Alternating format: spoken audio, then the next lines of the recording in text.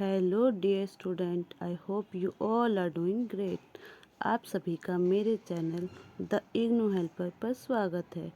आज मैं लेकर आई हूँ आपके लिए 2025 का असाइनमेंट का क्वेश्चन पेपर। तो चलिए क्वेश्चन पेपर की ओर चलते हैं।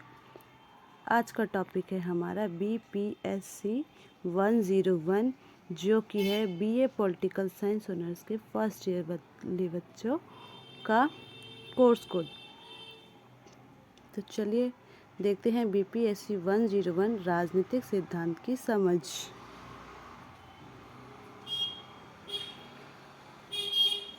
राजनीतिक सिद्धांत की समझ, इसकी लास्ट डेट है आपकी, असाइनमेंट को सबमिट करने की लास्ट डेट है आपकी 30 मार्च, जो कि है 31 अप्रैल को। एक्सटेंड भी हो सकती है 31 अप्रैल तक, तो आपके पास टाइम बहुत कम है।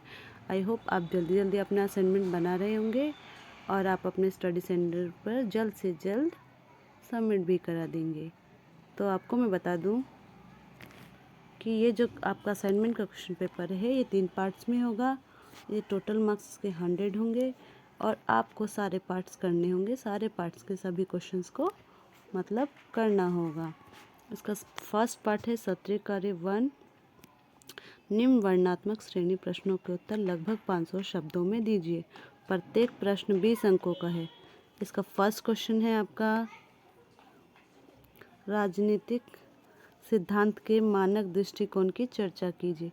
जो राजनीतिक सिद्धांत है उसके मानक दृष्टिकोण क्या होते हैं, उस पर आपको कम से कम 5 पेज तो लिखने ही लिखने हैं। फिर आपका चलते हैं हम दूसरे क्वेश्चन पे। राजनीति से आप क्या समझते हैं, इसकी व्याख्या कीजिए। राजनीति से आप क्या समझते हैं, इसके बारे में आपको लिखना है, इसकी व्याख्या करनी है आपको। और ये 20-20 मार्क्स के क्वेश्चन हैं आपके दोनों, जो कि आपको दोनों ही करने होंगे और 500 वर्ड्स में करना है। 500 वर्ड्स में करने के लिए लगभग आपको 5 पेज लिखना पड़ेगा। अब इसका सत्रीय कार्य 2 है। इसमें लिखना है आपको निम्न मध्यम श्रेणी प्रश्नों के उत्तर लगभग 250 शब्दों में देना है। कितने शब्दों में देना है आपको? 250 शब्दों में। इससे पहला 500 शब्दों में था। प्रत्येक प्रश्न कितने अंक का है? 10 अंकों का है। ये 3 क्वेश्चन है इसके 1, 2, 3। ये तीनों के तीनों क्वेश्चन आपके 10-10 नंबर के हैं और इसको आपको 250 शब्दों में लिखना है। इसका मतलब है कि आपको कम से कम 3 पेज तो लिखने ही लिखने हैं। पारंपरिक उदारवाद पर एक लेख लिखिए। पारंपरिक उदारवाद क्या है, उसके ऊपर आपको एक लेख लिखना है, एक ऐसे टाइप लिखना है। इसका दूसरा क्वेश्चन है द्वंद्वात्मक भौतिकवाद से आप क्या समझते हैं। द्वंद्वात्मक भौतिकवाद क्या है, इसको समझाना है और फिर इसको विस्तार पूर्वक लिखना है। इसका थर्ड क्वेश्चन है नारीवाद की दूसरी लहर क्या है। पहले आपको बताना है कि नारीवाद क्या है, उसके बाद आपको उसकी दूसरी लहर बताना है। उससे पहले थोड़ा सा आप शॉर्ट में इसकी नारीवादी की पहली लहर, नारीवाद जो था उसका पहले क्या था और फिर उसके बाद जो दूसरी लहर आई तो वो क्या थी, उसकी व्याख्या करके आपको लिखना है। अब आ गए हम सत्रीय कार्य 3 पर। इसको कैसे करना है? निम्न लघु श्रेणी प्रश्नों को 100 शब्दों में लिखना है और जो है ये 6 नंबर का होगा। तो 6 नंबर के लिए और 100 शब्दों में लिखने के लिए कम से कम आपको 2 पेज लिखना ही लिखना है। ओके गाइस, तो हम इसको करेंगे। इसका फर्स्ट क्वेश्चन आपको 5 मिलेंगे, 1, 2, 3, 4, 5। इसका फर्स्ट क्वेश्चन है जॉन फ्रांसवा ल्योटा का एक उत्तर आधुनिकतावादी विचारक पर तौर पर परीक्षण करना है। जो जॉन फ्रांसवा ल्योटा थे वो एक आधुनिकवादी विचारक थे, तो उनके बारे में आपको लिखना है। इसका दूसरा क्वेश्चन है प्रकार्यात्मक और वास्तविक लोकतंत्र के बीच विभेद कीजिए।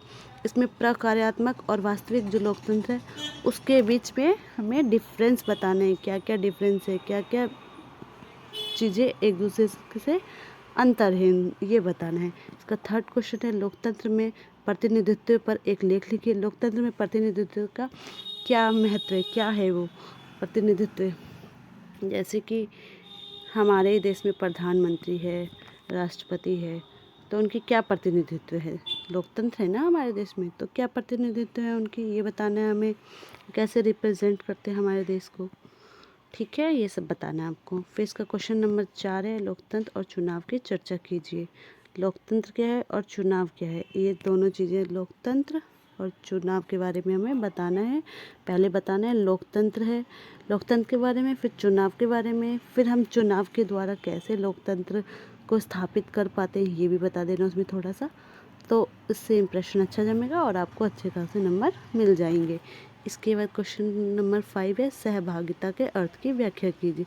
सहभागिता या भागीदारी क्या होती है ये बताना है, कि सरकार बनाने में हमारी क्या भागीदारी है, या सरकार को गिराने में हमारी क्या भागीदारी है, ये सब बताना है। ओके, तो यहीं पे आपका असाइनमेंट जो है ख़त्म हो जाता है। आप जल्दी जल्दी असाइनमेंट बनाइए और अपने पास वाले स्टडी सेंटर पर जमा कर दीजिए। इसकी लास्ट डेट आपकी 31 मार्च रह गई है, उसको आप जल्द से जल्द पूरा कर लीजिए। Thank you. अगर आप लोगों को मेरी वीडियो पसंद आई हो, अच्छी लगी हो, तो आप सपोर्ट करना ना भूलें, लाइक करें, शेयर करें, कमेंट करें, ताकि मैं आप सभी के लिए ऐसी वीडियो लाती रहूं और आप सबकी हेल्प करती रहूं। और अगर आप लोग चैनल पर न्यू हैं तो सब्सक्राइब करना ना भूलें। Bye bye, tata and take care.